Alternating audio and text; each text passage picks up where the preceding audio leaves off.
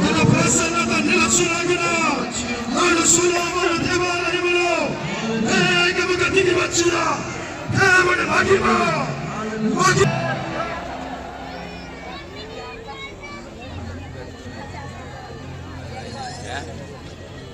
హల్లెలూయా హల్లెలూయా హల్లెలూయా.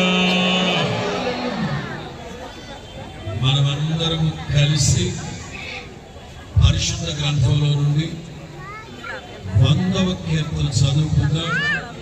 దయచేసి అందరూ పరిశుద్ధ గ్రంథాలు తీసి చూడాలి, కలిసి చదవాలి. ఎన్నో